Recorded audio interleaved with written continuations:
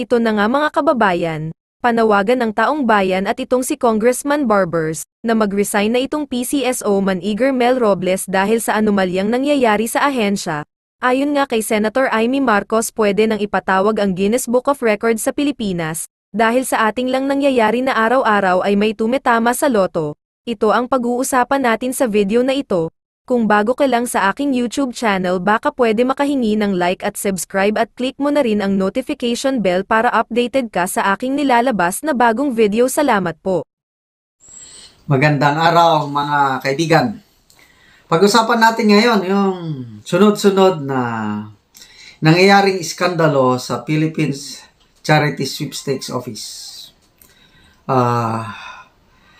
Ang dami ng mga nananawagan para ang PCSO General Manager Mel Robles is mag-resign na.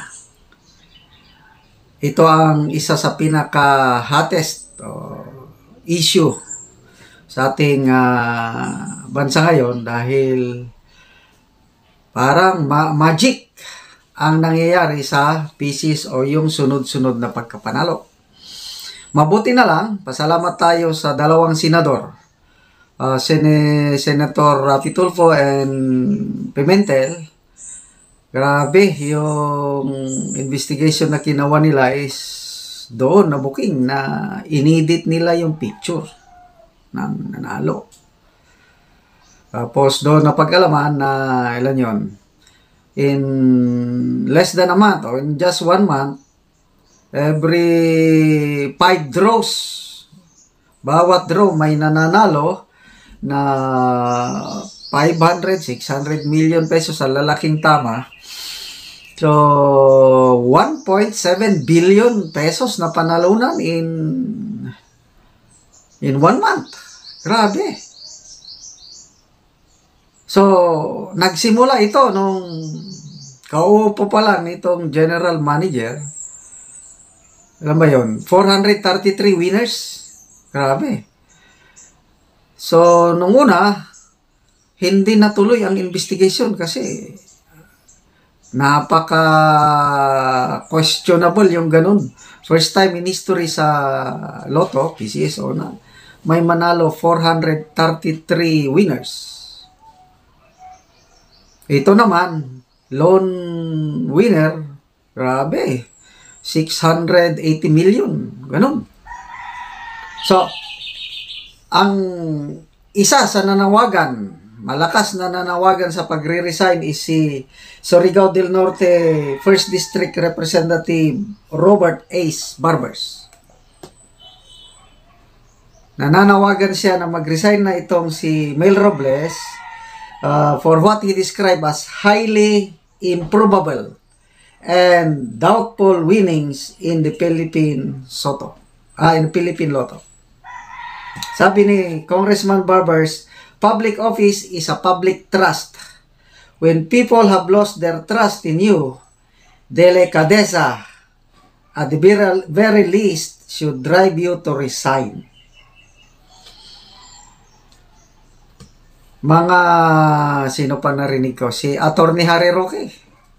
Sabi niya, parang lumalabas, totoo ang mga revelasyon ni Maharlika kasi matagal na itong nire-reveal ni Maharlika yung mga ginagawa sa PCSO. At sabi ni Attorney Roque, totoo nga yung sinasabi ni Maharlika na itong pera sa PCSO, yun na lang. Sunod-sunod na pinapanalunan ng questionable na mga tao. Okay lang sana kung ang nananalo yung legitimate mga beto. So, ang biktima nito ay ang mga millions, karamihan dito, mga pobreng Pilipino na pumipila sa loto every may draw na umaasa na mananalo. Ng mga previous administration, wala man akong matandaanan na medyo ganitong iskandalo sa PCSO. Maganda man noon una. Kayo, may matandaanan ba kayong ano?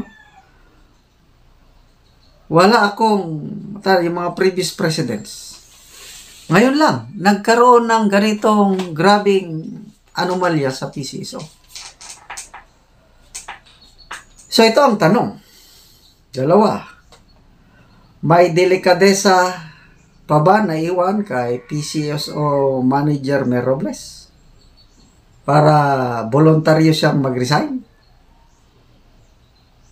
Ano sa tingin nyo? Magre-resign ba? Another question is, itong ating gobyerno, yung appointing authority. Kung hindi mag-resign, at ito, lantaran na sabi nga ni Congressman Barbers, magic eh. Minamagic na. Meron bang political will ang administrasyong ito para sibakin si Mel Robles? Ano sa tingin nyo? Klaro, naipabalita na ito na si Mel Robles, malaki ang naiambag niya nung panahon sa kampanya. 30 million pesos ang kanyang campaign donation. Kaya pagkapanalo ng administrasyong ito, inupo ka agad siya dyan sa. Okay, so ito ang tingin ko. Malayo na magre-resign itong si Mel Robles. Hindi niya gagawin yan. Makapit ko sa kanyang posisyon. And then, ang administrasyon naman nito, malayo rin na sisibakin nila. Yun po ang nakakadismaya sa administrasyon. Akala natin may pagbabagong mangyayari sa ating bansa. Yun ang ating, di ba tayong bumoto sa Marcos Jr.? Ang laki, ang taas po ang expectation na bayan babangon muli. So, paano ka babangon yung mga ganyang anomalya? So, masakit. Okay, so, bakit nangyayari ito? This is, kung mapatunayan na dahil aligasyon pa man lang, mga question mark, kailang, kung mapatunayan ito is, it is a very serious form of corruption. So, speaking of corruption, malala ko itong presidente natin yun nung in-interview siya sa mga presidential debate. Boy Abunda. Sabi niya, do you think corruption can be eliminated? Ang sagot ni candidate BBM nun is, it cannot. It can only be minimized. Why? Because corruption is a condition of the heart. Napabilib ako nun eh. Kasi agree ako dun na ang mundo natin is full of corruption. Tayo po, bilang mga tao, are all corrupt. Sinners. Romans 3:23, for all have sinned and fall short of the glory of God. Yung corruption po kasi nag-uugat sa love of money, greediness. So lahat po tayo, ganyan tayo. Ako rin. Kakayamang aminin ba? I am a greedy person. Kaya nakagawa nung nasa military service pa ko, nung earlier stage of my military career, nakagawa ko ng mga hindi magagandang bagay because of my greediness. Na-involve ako sa petty corruption. Although malilit lang na corruption, kailang corruption na rin yun. So lahat po tayo corrupt sa puso. Bible says na the heart is the most deceitful, malimbungon o puso ng tao ang problema. So, paano maalis yung greediness? Paano maalis yung corruption? Yung love of money? Ang experience ko po is yung pag-ibig ng Diyos. Yung na-realize ko na talagang makasalanan ako Kailan? Dahil mahal ako ng Diyos. Kaya ang Diyos pinadala niya ang kanyang only begotten Son, Jesus Christ, to die on the cross to pay the penalty of my sins. So, yun na yung ABC na sinasabi ko. Accept that you are a sinner. Makasalanan ako. Corrupt ako. B. Believe. Naniwala ako na namatay at nabuhay muli ang Panginoong Hesus para sa pagpatawad ng aking kasalanan. Isa na yan yung greediness, love of money, corruption, self-centeredness. Then C. Commit.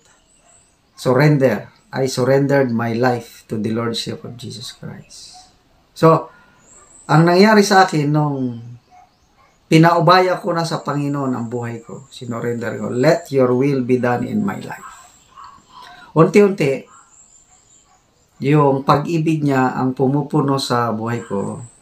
Sa pagbabasa ko ng Bible, meditation, yung gano'n, nagiging closer yung relationship namin. Nagkakaroon po ako ng lakas to say no to sin. Marami pong klase ng kasalanan. Isa lang yung corruption. So, dahil sa kapangyarihan ng Diyos, kasi kung isinorender na natin ang buhay natin sa Diyos, ang Holy Spirit manananahanan sa atin. So, yung power ng Holy Spirit, yun na po ang nagbigay sa akin ng lakas ng loob to say no. So, yung greediness na yan, unti-unti nawawala, yung love of money nawawala, ang pumalit. Yun na, yung utos ng Diyos na loving God and loving fellow men. Yun po, ang two greatest commandments is ibigin natin ang Diyos ng buong puso, buong strength, buong with all our might. And secondly, ibigin ang ating kapwa-tao sama sa pagmamahal natin sa ating sarili. It's all about love. So, yun po. Ang kalagayan sa ating bansa ngayon is yan na, makikita mo maraming corrupt pa rin, hindi maalis-alis. So, ang kailangan lang natin is individually examine nating relasyon sa Diyos.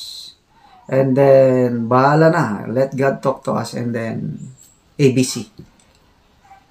Accept that you're a sinner. Believe na namatay at nabuhay muli ang Panginoong Hesus sa kapatawaran ng inyong kasalanan. And then, surrender. Commit, surrender your lives to the Lordship of Jesus Christ. Yun lang, magkakaroon tayo ng contentment sa buhay. Ako, kontento na ako ngayon. Kaya, dahil kontento ako, wala na. Yung attraction na magkaroon ng limpak-limpak na salapi, mga material things na wala na. Kasi ang gusto ko lang is sundin ang kalooban ng Diyos sa aking buhay.